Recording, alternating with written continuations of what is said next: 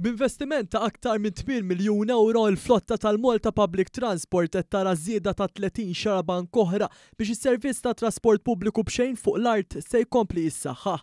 Dawn il-karozzi tal-linja se jibdew jintużaw minnu fih wara li ġew inawgurati f'konferenza tal-aħbarijiet indirizzata mill-Ministru għat-Trasport Chris Bonnet bit-tema Nsaħħu Malta tagħna.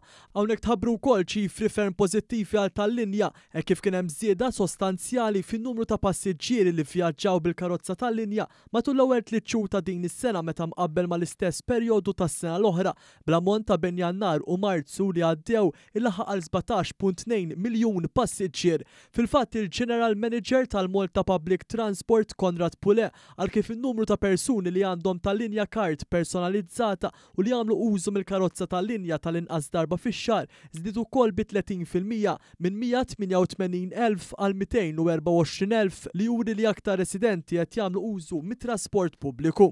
U fil-fatt din is-sena diġà naraw bejn Jannar u Marzu kellna madwar 19% iżjed passiġġiera milli kien hemm is-sena l-oħra. Dawn huma nies Maltin, barranin, turisti, residenti, mhux residenti, hemm mix tajjeb tal-ammont ta' nies li għandhom konfidenza fis-servizz qed nofru aħna. Ġa ħassejna li għandna ninvestu iżjed biex nofru servizz ta' aktar kwalità u sigurtà lill passiġġiera tagħna.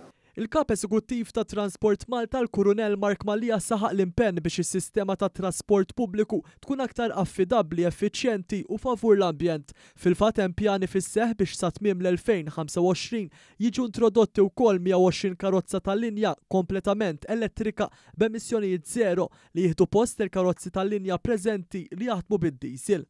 Qed nitkellmu mal-operatur kif diġà tkellimt, is-sena dieħla se jsir investiment għal numru sostanzjali ta' vetturi se jkunu elettriċi, imma għandna nneħħu l-mentalità tagħna illi kemm jista' jkun f'postijiet fejn qed jiġi provdut madwar Malta għawdex kollu, servizz ta' trasport pubbliku b'xejn ejja nużawh. Il-Ministru Bonnet qal li l-investiment tal-Gvern jipprovdi s-servizz ta' trasport pubbliku kemm bl-art u kemm bil-baħar bla ħlas filwaqt li jaħseb għal żieda ta' aktar karozzi tal-linja juri biċ-ċar l-impenn tiegħu li jagħti soluzzjonijiet għall-isfidi tat-traffiku.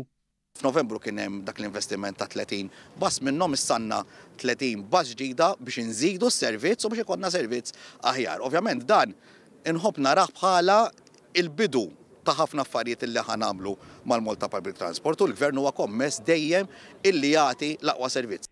It-30 karozza tal-linja ġdida mamrin b'teknoloġija diesel Euro 6 u kumditajiet bħal USB chargers u Wi-Fi b'xejn jagħtu priorità lis-sigurtà u l-kumdità tal-passiġġieri.